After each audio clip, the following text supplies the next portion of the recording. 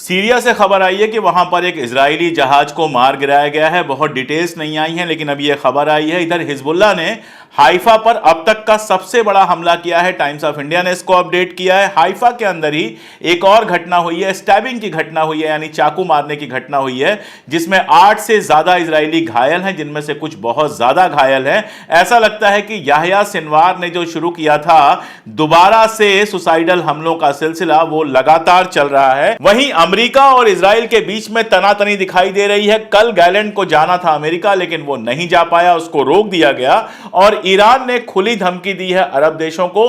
क्या वो धमकी है, और सारी डिटेल्स के साथ और सारी न्यूज के साथ हाजिर हूं। देखते रहिए पूरा वीडियो।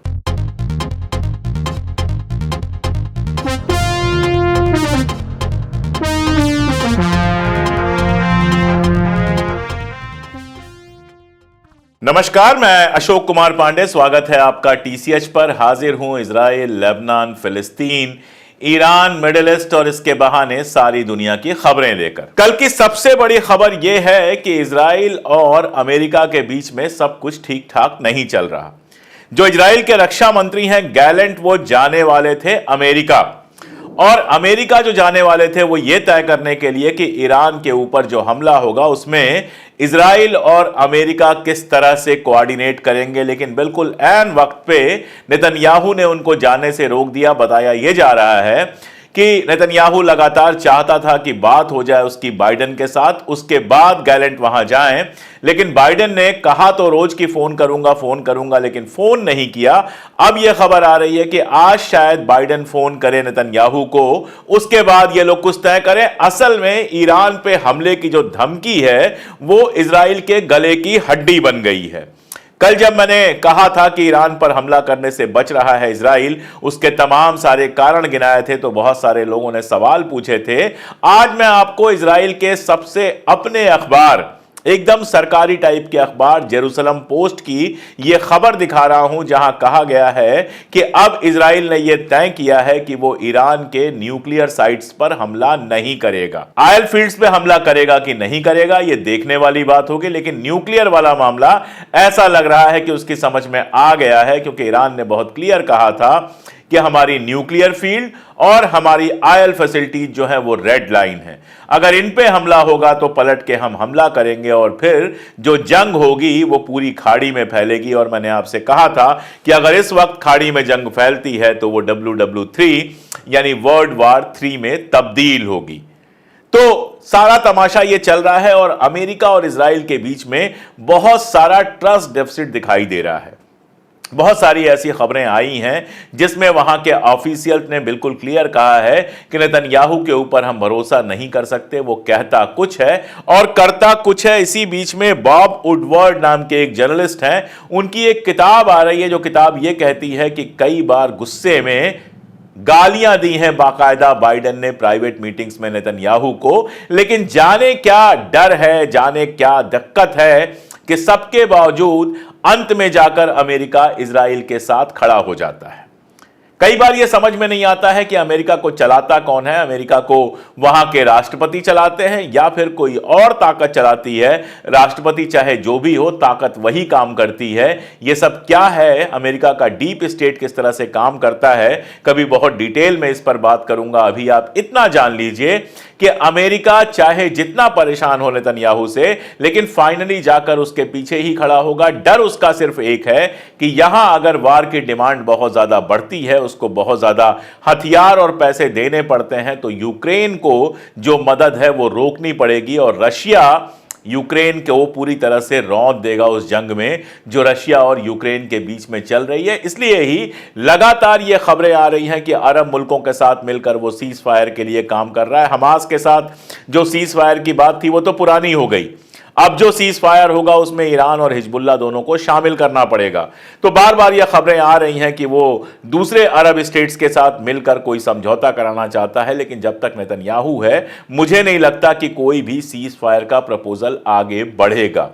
ईरान ने इस बीच में बहुत क्लियर धमकी दे दी है कि अगर कोई भी अरब मुल्क अपने एयर स्पेस को यूज करने देगा इजराइल को, तो हम उसको दुश्मन मुल्क की तरह ट्रीट करेंगे और फिर उससे भी हमारी जंग होगी। यानी खाड़ी में टेंशन का माहौल लगातार बन रहा है। इस बीच में नेतन्याहू का एक वीडियो आया है, जिस वीडियो में वो लेबनान के लोगों से कह रहा है कि तुम हिजबुल्लाह से मुक्ति पालो, हिजबुल्लाह से आजाद हो जाओ, और साथ साथ में यह धमकी भी दे रहा है कि अगर ऐसा नहीं किया तो तुम्हें भी वही झेलना पड़ेगा जो गजा के लोग झेल रहे हैं। गजा में नार्दर्न गजा को खास तौर से तबाह करने की तैयारी करके रखी हुई है इजराइल ने। वहां 3 लाख से ज्यादा लोग फंसे हुए हैं और वहां जो 3 हॉस्पिटल्स हैं उनको खाली कराने की बात कही गई है। उनका इवैक्यूएशन ऑर्डर दिया गया है कि उसको इवैक्यूएट करो, नहीं तो हम उस पर बम गिराएंगे। अब ये 3 अस्पताल जो बचे हुए हैं ये लाइफ लाइन है, इनको कैसे हटाया जाएगा और अगर ये हट जाएंगी तो वहां क्या होगा, ये सोच के भी डर लगता है। खैर, अभी फिलहाल जो कंडीशन है वो मैंने आपको बताई। उधर हिजबुल्लाह के साथ जो जंग चल रही है उसमें चाह के भी इजराइल बहुत कुछ कर नहीं पा रहा है, सिवाय बेरूत के आसपास बम गिरा के घर और अस्पताल तोड़ने के। टाइम्स ऑफ इंडिया ने 4-5 घंटे पहले एक न्यूज अपडेट की है, एक वीडियो न्यूज अपडेट की है, जिसमें उसने कहा है कि हिजबुल्लाह ने अब तक का सबसे बड़ा हमला किया है। दरअसल कल से लगातार हिजबुल्लाह हाइफा को निशाना बना रहा है। हाइफा आप जानते हैं पोर्ट सिटी है जहां से सारी जहाजें जाती हैं। पहले ही वहां भारी तबाही चल रही है हूथी की वजह से। हूथी ने लगातार रेड सी में जो ब्लॉकेज लगाया है, हाइफा की तरफ जाने वाले, हाइफा से आने वाले जहाजों की संख्या में काफी कमी आई है। हाइफा में कल मैंने आपको बताया था कि अभी तक जो केवल आर्मी के ठिकानों पर हिजबुल्लाह हमले कर रहा था, अब वो हमले रिहायशी ठिकानों पर भी होने शुरू हो गए हैं। रिहायशी ठिकानों पर ये हमले क्यों हो रहे हैं, इसकी वजह समझना बहुत जरूरी है। हाइफा से बहुत सारे लोग जो हैं वो छोड़कर जा चुके हैं, बहुत सारे घर खाली पड़े हुए हैं और जो इजराइल के सैनिक हैं उन घरों को ठिकाना बनाकर उन घरों में खड़े होकर निशाना लगा रहे हैं, उन घरों का बेस की तरह इस्तेमाल कर रहे हैं। इसलिए लगातार अब हिजबुल्लाह ऐसे घरों पे हमला कर रहा है और इजराइल के सैनिकों के लगातार मारे जाने की खबर है। आज भी इजराइल के अखबारों ने सैनिकों के मरने की खबर छापी है। हालांकि उन्होंने 1 या 2 सैनिकों के मरने की बात की है, लेकिन जिस तरह के वीडियोज आ रहे हैं जो मैं आपको चाह के भी दिखा नहीं सकता, उनको देख के लगता है कि इजराइल के काफी सारे सैनिक मारे गए हैं। सुबह एक वीडियो आई थी जिसमें यह बताया गया था कि इजराइल के अस्पतालों में घायल और मारे गए सैनिकों को लेकर आने वाले हेलीकॉप्टर्स की संख्या काफी बढ़ गई है। अमेरिका पर एक बार फिर लौटते हैं, जरूरी है। कल की मैं आपको एक घटना बताऊं।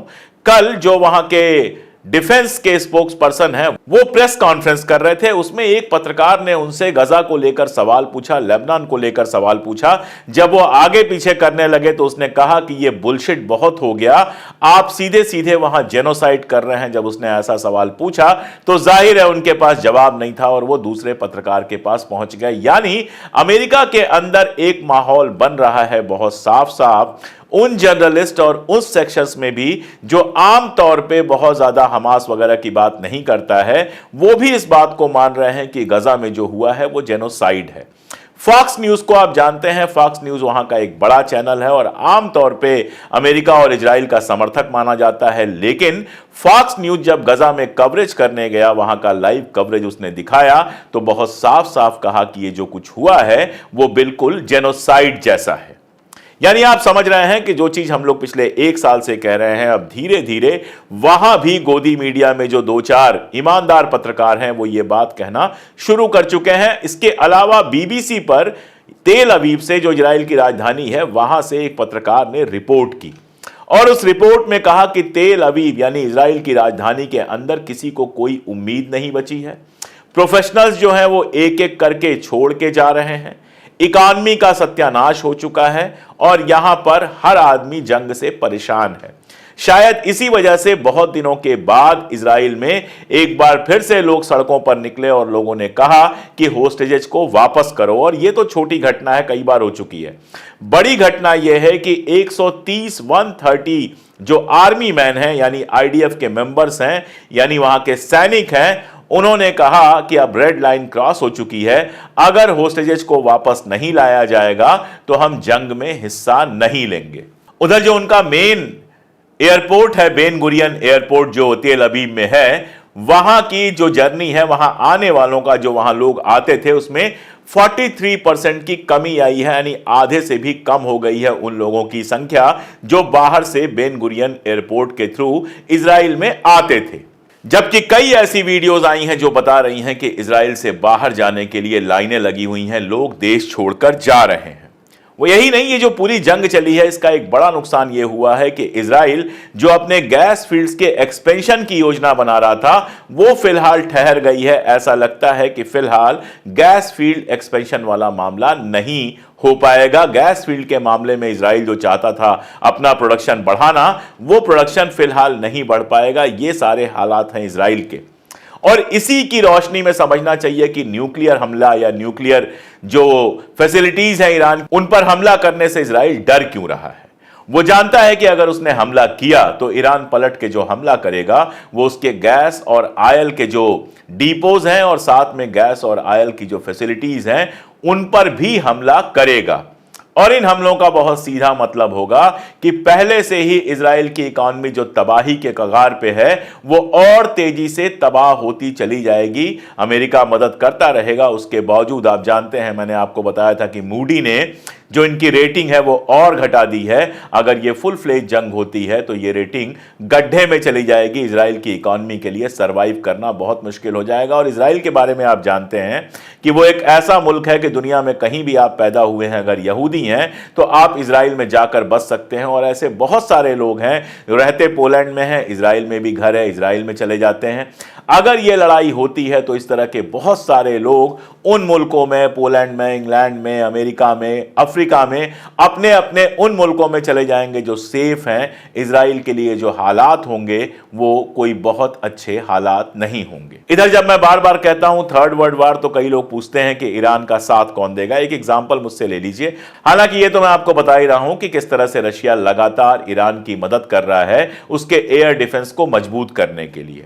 यमन एक छोटा सा मुल्क है और यमन में रशिया ने अपनी जो एम्बेसी है उसको बंद कर दिया। अभी हाल में अमेरिका ने आरोप लगाया कि यमन के हूथियों को रूस हथियार दे रहा है। रूस ने सीधे मना कर दिया, उसने कहा कि हम कोई हथियार नहीं दे रहे, लेकिन साथ में यह भी कहा कि हम यमन के साथ हैं। और अब उसने यह डिसीजन लिया है कि यमन में जो बंद कर दी गई थी एम्बेसी वो फिर से खोली जाएगी।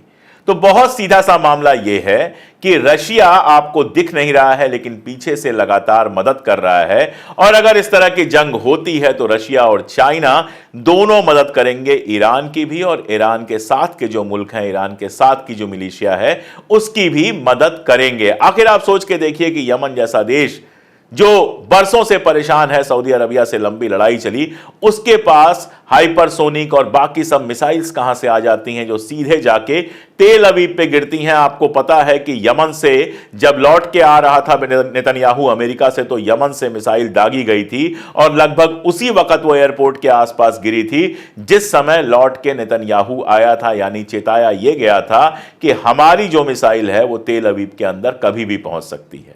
आखिर यह हथियार कहां से मिल रहे हैं इसका अंदाजा आप भी बड़े आराम से लगा सकते हैं। एक और बड़ा खुलासा हुआ है जिसने अमेरिका में काफी तबाही मचाई हुई है, अमेरिका में काफी उस पर बहस चल रही है। एक रिपोर्ट आई है जिससे पता यह चलता है कि नेतन्याहू गजा में इमदाद पहुंचाने वालों के ऊपर जो हमले कर रहा था उसके लिए ब्लिंकेन ने ओके किया था। यानी ब्लिंकेन ने यह कहा था कि इसमें कोई दिक्कत नहीं है। यानी अमेरिका जो सारी दुनिया को ह्यूमन राइट सिखाता रहता है उसने इजराइल को इस बात के लिए ओके कहा, इस बात के लिए परमिशन दी कि गजा में जो लोग भूखे हैं, जो लोग बेहाल हैं, जो लोग परेशान हैं, जिनके घर तोड़ दिए गए हैं, उन सारे लोगों को, जो लोग इमदाद पहुंचा रहे हैं, उन पर बम गिराओ। आप जानते हैं यूरोप से एक एजेंसी आई थी जो वहां पर लोगों को खाने पीने का ख्याल रख रही थी। उस एजेंसी के लोगों को निशाना साध के मारा गया था कार, और 6 लोग उसमें मारे गए थे। अब ये जो खबर है इसका मतलब ये है कि अमेरिका ने बाकायदा इजाजत दी थी, अमेरिका ने बाकायदा सहमति व्यक्त की थी कि नेतन्याहू गजा के अंदर एड पहुंचाने वाले, इमदाद पहुंचाने वाले लोगों के ऊपर हमला कर सकता है। आप सोचिएगा कि ये वो लोग हैं जो सारी दुनिया में ह्यूमन राइट्स की बात करते हैं, कभी ये सरकार गिराते हैं, कभी वो सरकार गिराते हैं कि एंटी डेमोक्रेसी है, और यहां पर जो इमदाद पहुंचा रहे हैं, जो एड पहुंचा रहे हैं, उनके ऊपर हमला करने में इनको कोई दिक्कत नहीं होती है। यही वजह है कि अमेरिका में मैंने आपको बताया कि जर्नलिस्ट और बाकी क्लास में एक बड़ी संख्या ऐसी है जो ये मानती है कि यहां पर जेनोसाइड हुआ। हालांकि अमेरिका के जो नेता हैं, हुक्मरान हैं, उनकी तो मैं क्या ही कहूं। कल मैंने आपको तस्वीरें दिखाई थी कि यहूदी टोपी पहन के ट्रंप घूम रहा था। आज यह खबर है कि ट्रंप ने दावा किया कि वो गजा गया था और जब उससे पूछा गया कि इसको साबित कीजिए तो वो मुकर गया, यानी कि गजा जाने की झूठी खबर अपनी बताया था। यह सारा कुछ अपने आप को इजराइल और यहूदियों का बहुत खास बताने का हिस्सा था। ये पूरे के पूरे यूरोप के मुल्क किस तरह से काम करते हैं, किस तरह से इनकी पॉलिसीज हैं, इसका एग्जाम्पल मैं आपको दे दूं। ग्रेटा थनबर्ग को आप सब लोग जानते हैं, विश्व शांति की बात करती हैं। जब ग्रेटा थनबर्ग बाकी बातें कर रही थी तो पूरा यूरोप उनको सिर पर लिए लिए घूम रहा था, वो वीआईपी बनी हुई थी। लेकिन उसी ग्रेटा थनबर्ग ने जब फलस्तीन का साथ देने की बात की तो उनको गिरफ्तार किया गया, पहले कोपेनहेगन में, फिर वो जर्मनी में आई। जर्मनी में बर्लिन में एक बड़ा जुलूस निकलना था 7 अक्टूबर को। सिर्फ उस जुलूस में शामिल होने के चलते जर्मनी ने ग्रेटा थनबर्ग को कह दिया कि ये वायलेंट महिला है, यानी जर्मनी में जो उनका आना जाना होगा वो रेस्ट्रिक्टेड हो जाएगा। यह वही जर्मनी है जहां यहूदियों का नरसंहार हुआ था, जिसके बाद वो भाग के गए और फलस्तीन जहां बड़ी शांति के साथ मुसलमान भी रह रहे थे, ईसाई भी रह रहे थे, यहूदी भी रह रहे थे, उस पर धीरे धीरे कब्जा किया। अभी यूएन की मैं एक पोस्ट देख रहा था, उनकी एक खबर देख रहा था कि कैसे 75 साल पहले 7 लाख से ज्यादा फलस्तीनियों को उनके घर से दरबदर किया गया था। यह काम किया था इजराइल ने, और यहूदियों को उनके घर से दरबदर किया था जर्मनी और यूरोप के लोगों ने, जिसकी कीमत चुकानी पड़ी फलस्तीनियों को। यहां शायद आपको पता होगा कि फलस्तीन जो था वो जॉर्डन के शाह के तहत हुआ करता था। अभी जो जॉर्डन के शाह हैं उनके परदादा हुआ करते थे, और उनके परदादा ने इंग्लैंड के साथ संधि की, जिसके बाद फलस्तीन चला गया इंग्लैंड के पास, और इंग्लैंड ने वहां पर यहूदियों को बसने की खुली छूट दे दी। और आज हालत यह है कि फलस्तीनी अपने ही मुल्क में बेगाने हैं, उनके ऊपर बम गिराया जाता है, बदतमीजियां की जाती हैं, उनके साथ अपार्थाइड होता है, और सारा वेस्ट चुपचाप आंख बंद करके देखता है, क्योंकि यह सारा खेल तो उसने ही शुरू किया था। नॉर्दर्न गजा में एक बार फिर से जेनोसाइड करने की जो कोशिशें चल रही हैं, देखते हैं उस पर ये लोग क्या करते हैं। हालांकि हम सब जानते हैं कि कोई कुछ नहीं करेगा, ना अमेरिका करेगा, ना वो अरब मुल्क करेंगे जो इजराइल की हर हरकत पर खामोश बैठे रहते हैं या ज्यादा से ज्यादा सिर्फ जबान खोलते हैं, इसके अलावा कुछ नहीं करते हैं। लेकिन ये जो जंग इजराइल ने लेबनान और ईरान के खिलाफ छेड़ी है, जिसमें हूथी भी शामिल है और इराकी मिलिशिया भी है, ये उसको बहुत भारी पड़ने वाली है। अभी उसने एक्स्ट्रा एक पूरी टुकड़ी भेजी है लेबनान के अंदर घुसने के लिए। उसने यहां तक कि लेबनान में जो यूएन की पीस कीपिंग फोर्स है जो आयरलैंड से है, उसको ह्यूमन शील्ड की तरह इस्तेमाल करने का, मतलब वहां पर हमला करने का प्लान किया कि हिजबुल्लाह अगर हमले का जवाब देगा तो उस जवाबी हमले में और इनके हमले में यूएन के पीस कीपिंग के लोग फंस जाएंगे। हिजबुल्लाह ने कहा कि नहीं, हम यूएन के पीस कीपिंग के लोगों को नहीं मरने देंगे, और वहां से हिजबुल्लाह ने मुकाबला नहीं किया। तो यह सब कुछ करने के बावजूद इजराइल अभी लेबनान के अंदर घुस नहीं पाया है। लगातार उसके सैनिक मारे जा रहे हैं, और बदले में लेबनान लगातार रॉकेट जो फेंक रहा है वो इजराइल के अंदर गिर रहे हैं। जो मिथ था आयरन डोम का, वो पहले ईरान ने तोड़ा, और अब लेबनान हूथी जैसे मुल्क लगातार उसको तोड़ रहे हैं। लेबनान में कोशिश कर रहा है नेतन्याहू की किसी भी तरह आपस की लड़ाई करके हिजबुल्लाह को अकेला किया जाए। सीरिया के ऊपर उसने दोबारा से हमला किया है, जिसमें 13-14 लोगों के मारे जाने की खबर है। और यह भी आपको पता है कि सीरिया में रशिया अपने सैनिकों को भेज चुका है, इसलिए हालात बेहद वोलाटाइल है।